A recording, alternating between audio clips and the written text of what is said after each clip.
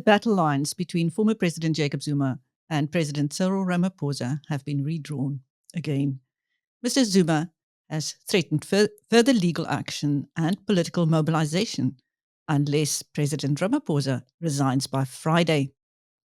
Now, we speak to Phapano Phasha, who crafted MKP's election strategy after leaving the African National Congress, but never joined the party. Welcome, Phapano. Oh, no, thank you so much. And thank you to the viewers as well. What is Mr. Zuma's ultimate strategy when it comes to President Ramaphosa? Of course, to remain relevant. I think he's doing exactly what, those who did not support him did when he was still president. Remember, the strategy is that MK must remain relevant. And at the moment, from an opposition perspective, there's a lot of vacuum. One can even say that there is no opposition with the DA now part of the GNU. So there's no credible opposition. So I think with all the challenges, the weaknesses, the crisis that the country is in, President Zuma would want to fill the gap. After Mr. Zuma's arrest in 2021, you gave a press briefing at which the government was given 14 days to release Mr. Zuma. Now, that was part of the hashtag Free Jacob Zuma campaign. You didn't join the party after that. Why not? Well, it really... I've always had a soft spot for President Zuma. I guess I always have a soft spot, for the weak, if I might put it like that.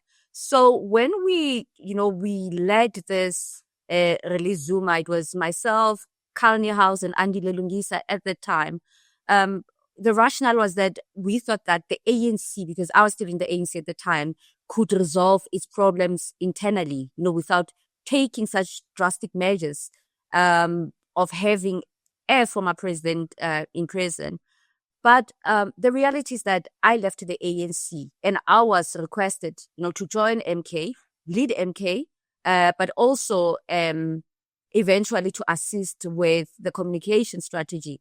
But I could not join. One, it was too soon, and I'm still taking a break from politics. It's a very toxic environment, but over and above that, it rewards mediocrity and incompetence. So I'm just taking a break and I'm just trying, to redefine who I am and also dealing with aspects of personal growth. 4 years down the line, you've watched MKP grow and you've watched the internal battles play out.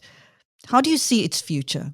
Look, most of the things that are happening now, these are conversations. The last conversation that we had, I had indicated that MK, it was a coalition of the wounded, with no ideological grounding, with no substantive manifesto. So it was bound to break. And primarily, it's because it's not premised on meritocracy. The people who are leading MK, one, of course, yes, the majority of them were from the ANC. And of course, now you've had people who have joined, some from Action SA, and you're Colin Makubela and others. So what you have within MK is, contrasting, ideologies. What you have is lack of ideology as well, because you have your Colin Makubela, who was in the forefront of supporting, Israeli. You have many leaders, former leaders of the ANC, who were also instrumental for the formulation of ANC policies. And then you have tribalists, you have, hardened religious leaders. So MK stands for everything and it stands for nothing at the same time. So that kind of organization, it will eventually break. But for now, I think it's a necessary irritation, because what we're having is we're having a GNU, and this GNU is unfortunately not able to hold, the ANC accountable.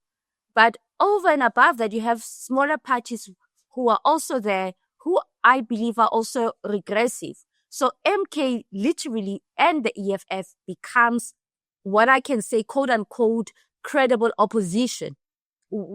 So for me, that is a serious gap, because of course the markets would prefer DA to be in the GNU. to keep the ANC in check. That's the major reason. But at the same time, the ANC being part of the GNU has created a vacuum. It's not as if DA is a paragon of wisdom, but the very fact that they could hold the ANC accountable, it kept our country was a bit intact. There was a bit of accountability, but with MK, as I said, the party is on a coalition course. It's like the Titanic. It's headed straight for the iceberg. So we'll just have to wait what's going to happen. But the sad thing, in conclusion, is that as President Zuma gets older, it's going to get worse, because now people are starting to jostle for position. I mean, he's 82. People are starting to jostle for position. So it's going to get messy. It's going to get worse. Were you surprised that Floyd Shivambu had such a terrible time at MKP? Oh, Floyd was ambitious, of course. He really should have not left the EFF, but he left the EFF at its weakest. Everyone who left the EFF, from Mkhwanazi, Mzwanele, and Floyd, of course, they were opportunistic. So look, within MK, there are people who were there after it was formed, who, of course, see themselves in leadership positions, even after President Zuma. So you now have Floyd, who did not support MK party, who was very hostile to Jacob Zuma, who now comes and leads. And he takes a strategic position. And in that process, he's not smart. He wants to outshine the leaders. And it was inevitable. I mean, I knew that he was going to fall, because there are people who are ambitious within MK, and they see the stranger coming in, and he's bringing in EFF members and EFF leaders that are overtaking MK members. So it's just a group of people jostling for power. Remember, politics is primarily about survival. It's opportunistic in nature, and everyone wants to lead so that they can have access to patronage. It was going to be a very brutal, especially as MK also heads to the 2026 local elections. So many people are now looking at municipalities. People are starting to position themselves for municipalities, because you would know that at the heart of local elections is, patronage and proximity to the budget that all these municipalities control. Who do you think will take over from President Jacob Zuma, should he pass on? Well, I think from an eldership perspective, one could say prestige, if I might put it like that. I think Mkhwanazi, who's currently the chairperson of MK, is the most suitable. I mean, he is one of the eldest. He's very close to President Zuma. He understands the ANC quite well, because I would assume that, unlike the narrative that we were given, that, of course, MK was contesting so that we can remove the ANC of Ramaphosa, not necessarily the ANC, but we could actually deal with a Ramaphosa factor. I think that narrative is long gone, and we must accept it.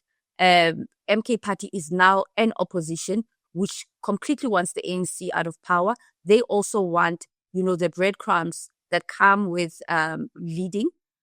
So I think Mkhwanazi would be the likely successor of President Zuma. And how do you see the future of the African National Congress going into the municipal elections? Mm-hmm. Well, again, the ANC is an enemy of its own success, if I might put it like that. But also, if you look at this current NEC and the ANC itself, unfortunately, the president has juniorized his office. Therefore, it has become so difficult for the ANC to not only renew itself, but to also strategically position itself for local elections. I can tell you now, I know local elections from the tip of my finger. The first local election that I participated in was in 2001, and I was a young girl from Soweto. And since then, I've participated, I've crafted also political strategies. So I've always, one would always know that even with its setbacks, even if the ANC or even if deployees of the ANC would be focused on issues of governance, they'd be able, to go back and be able to go back to the ground or go back to the wards where they'll be able to mobilize your natural ANC constituency, which you find in the township, the informal settlement, and the rural areas. But of course, you had, a black middle class which used to support the ANC. But the signs are very clear.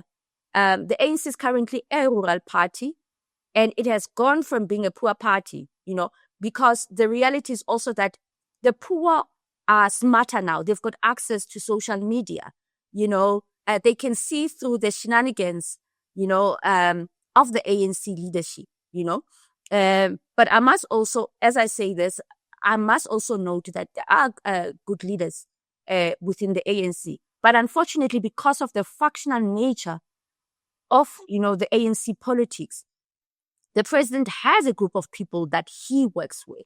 And these are people who advise him and who support him. And the reality is that if you look at them, they're mainly inept. They cannot lead. We saw them when they went to the Oval Office in Washington. They could not even assist the president when he was under pressure. The country is currently going through an economic decline, and they do not have answers. So, unfortunately, the ANC is facing a serious crisis from its own internal challenges, from a crisis of legitimacy. So the ANC is in serious trouble. But I think the leadership have accepted that they are now not a majority. So they're working for the breadcrumbs. Whatever they'll get, they'll be able to work with other opposition parties to form coalitions as they've done. But the ANC is currently not on the ground. It has lost the trust of society. So we are just dealing with an organization which just exists because it has managed, to scramble whatever votes it has managed to get. But the organization is really in trouble. Let's talk about those deepening factions in the African National Congress as it is heading towards its presidential elections. Who do you think is leading? Well, the faction that is leading is the faction that is in charge. If you look, let's be realistic. It's quite evident that the media, in fact, the mainstream media, in cahoots with the factions within the ANC, it's quite clear they do not want Paul Mashatile.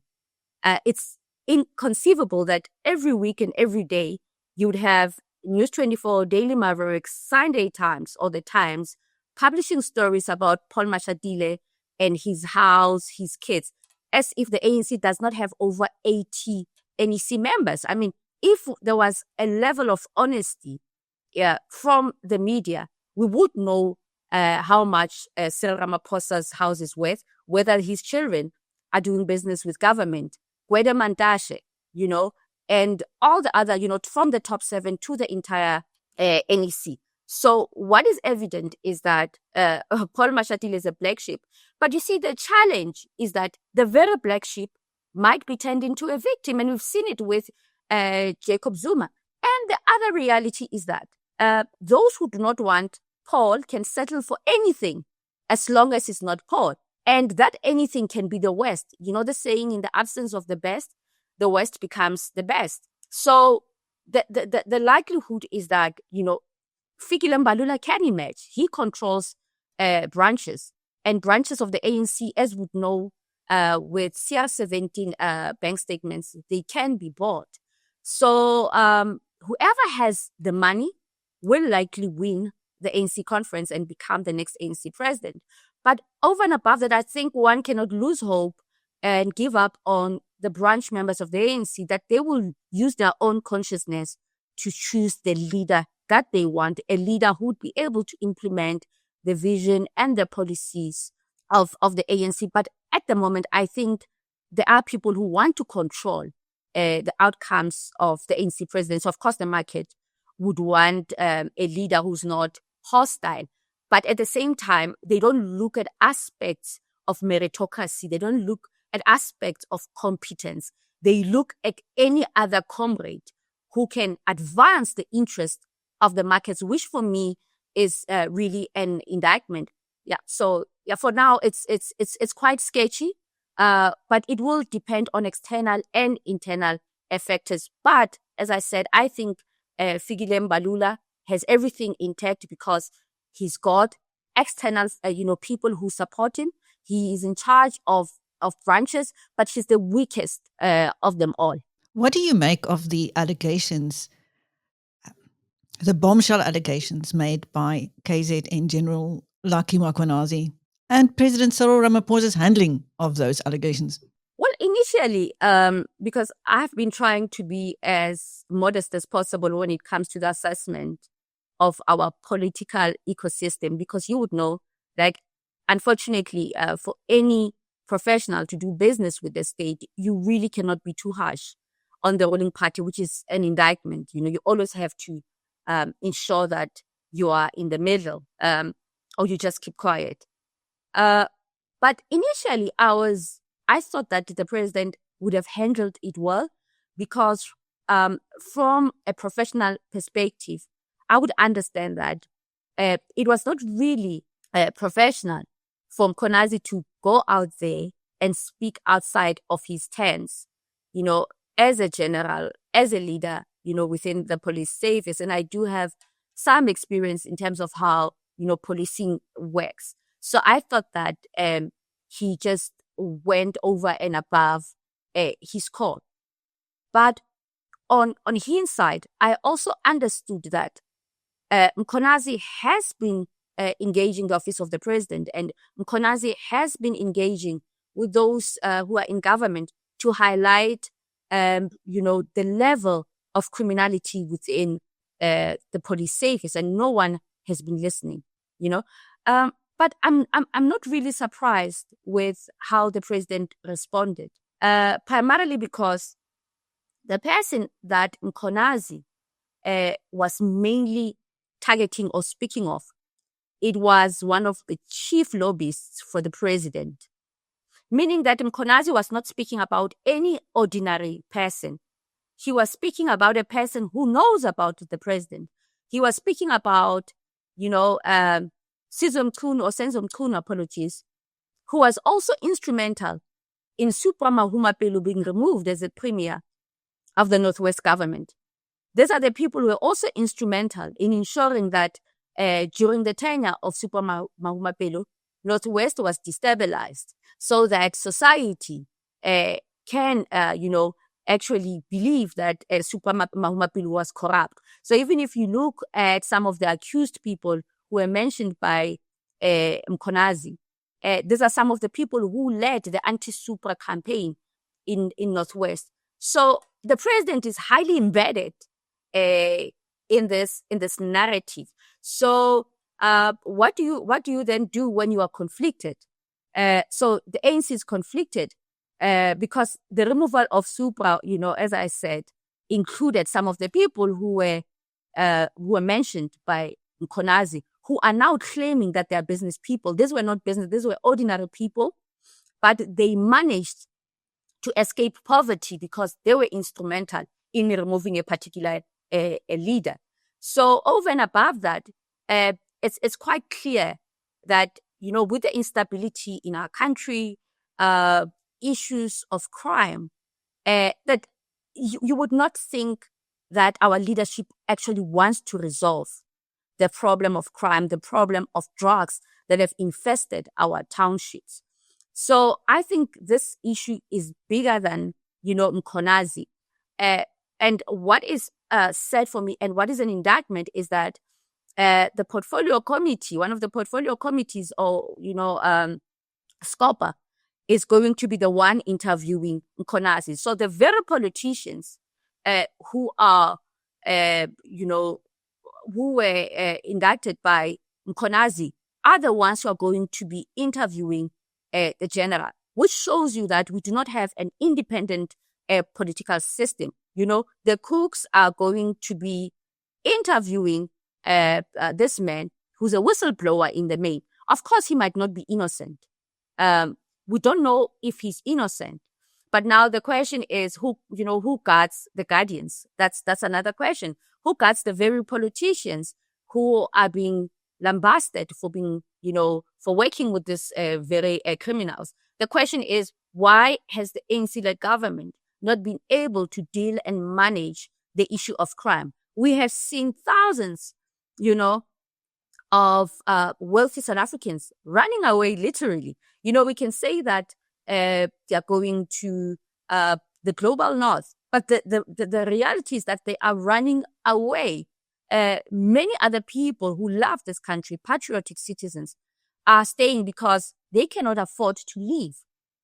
But crime has gotten to such a stage where you wonder, where can we go as ordinary South Africans? But it becomes an indictment when we now know that politicians are also involved. And also remember that the indictment does not only stop with the involvement of political leaders and their usage of the police for political reasons.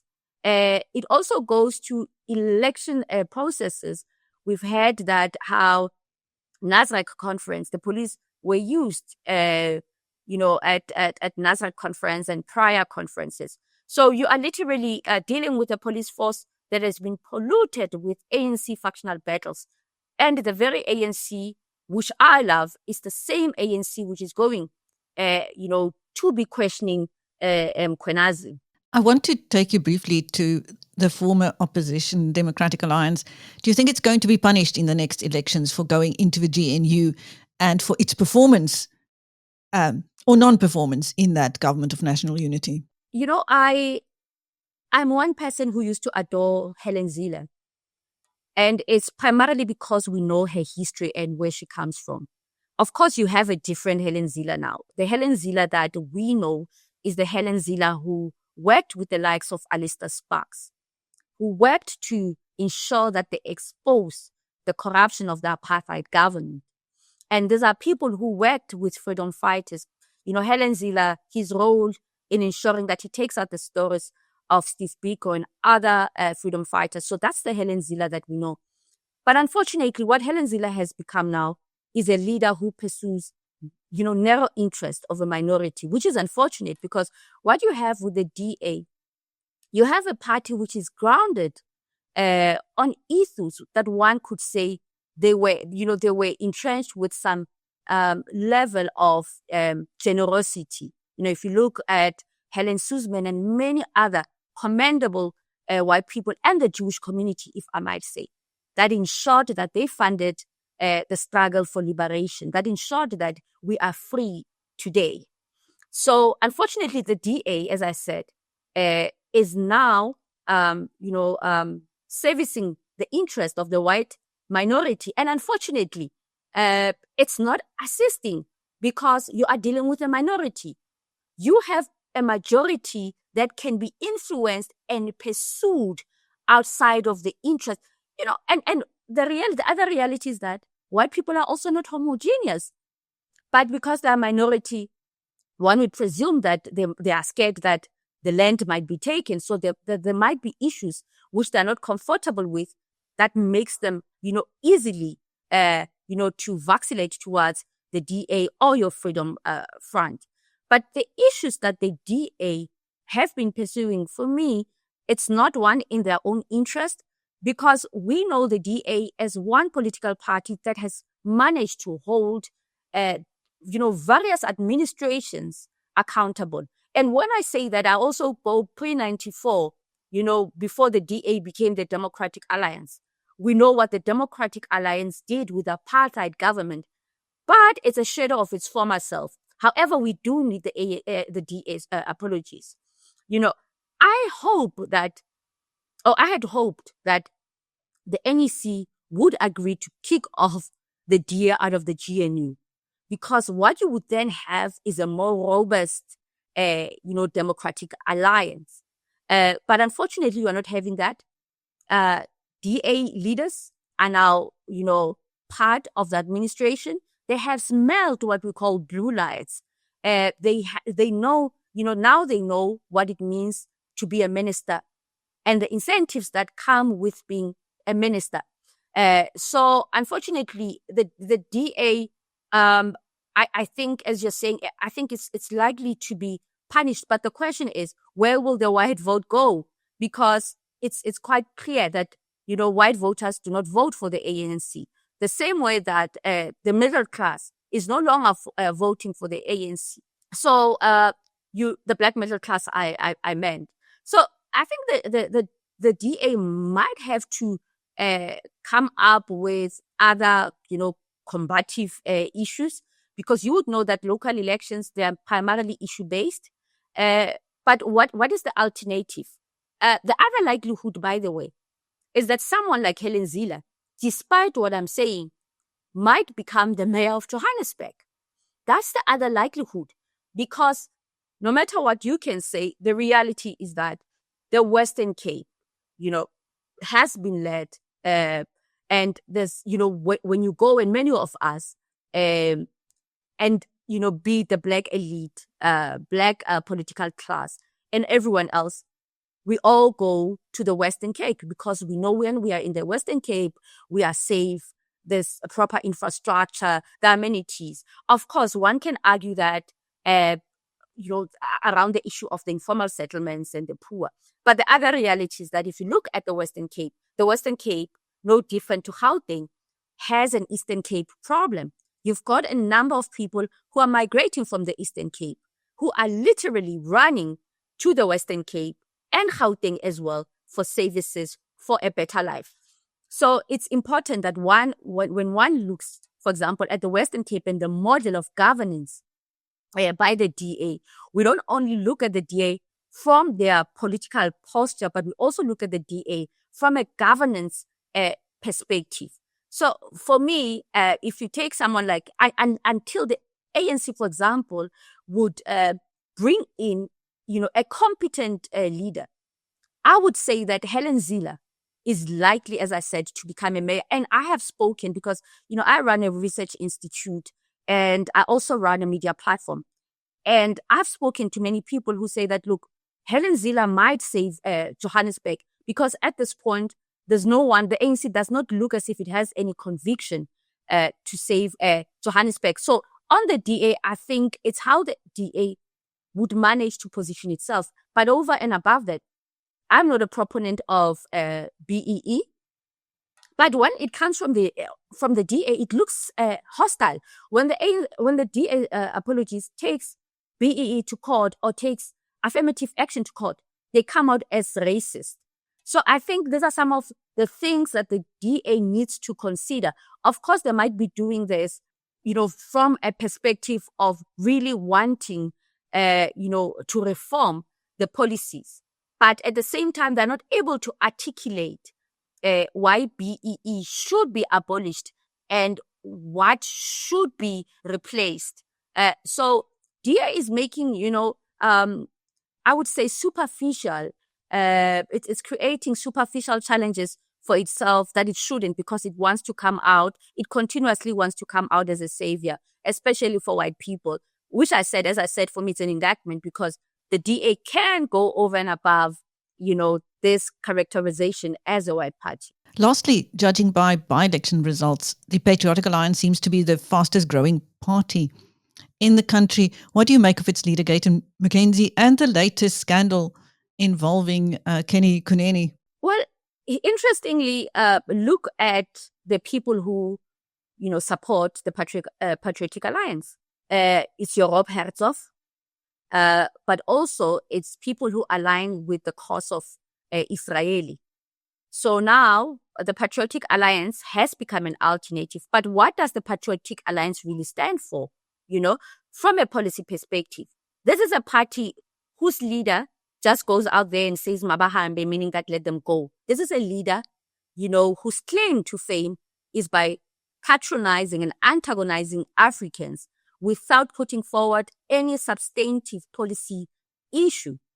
And we know the history of Gayton, we know where he comes from, and we also know that it's primarily the colored community that has vacillated towards the Patriotic Alliance. There's no smart, person, including in the colored community, who would support the Patriotic Alliance, because they know that they manipulate the issue of race. They also know that they also, manipulate the issue of porous borders, even though that we know that they work with Zimbabweans. They also work with some of the people from the continent. So what they do is they speak to the issues that anger, our people. But in particular, the colored question, which for me, the ANC has really done a disfavor, because we know that the colored community was instrumental in the liberation of our country. And we also know that the DA had an opportunity, to ensure that it's able to bring in the colored community, position them as leaders, but also to be seen in the Western Cape, to be instigating change, to be seen to really be dealing with the issues of drugs, to be dealing with the issues of violence, including protecting young boys within the colored community. And it has not been seen. The likelihood is that it might be done, but it's not seen. So for me, these are the gaps. That's where the Patriotic Alliance comes in. In a normal democracy, in a seasoned democracy, you'd not have a party like the Patriotic Alliance in parliament, because it stands for nothing. But unfortunately, this is where we are. Our politics are mediocre.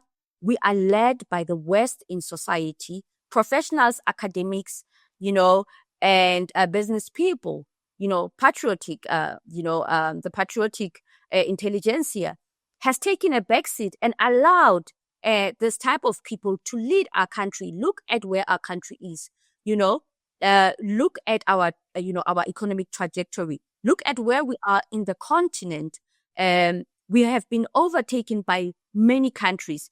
We do not have any clue what we are doing from an economic perspective. We hear ANC leaders saying that because Trump has put a 30% tariff, they're going to also retaliate, So you are being led really by what Karl Marx would call lumpens, but unfortunately, they've got the capacity to lead. They are being funded, and which is quite unfortunate, also by a business, big business, in particular, white capital. So for me, also at the center of this, with the problems within the Black community and the problems of leadership, at the same time, what is instrumental is the very fact that white capital is the one, that exacerbates the problem, because they're the ones who fund these parties. I mean, for me, it's an indictment that the Jewish community would want to fund Gayton, that they would even invite someone like Gayton, who is so hostile to their events, and they would see him as, a savior, that they would see someone like Collins Makubela just because they feel threatened. So it shows you that we really have a problem of competency, of really identifying competent people and moving from a perspective of questioning ourselves on whether we are ready to govern, to start being a meritocratic country which elevates its best. And there are many people, Black, white, Indian, colored, who've gone to school, who are ideologically sober, who can lead. But look at the people who are leading us. Thank you. That was Phapano Phasha, brand communication specialist and former political activist, speaking to Biz News. And I'm Chris Stein. Thank you, Phapano. Thank you so much, Chris. Thank you so much.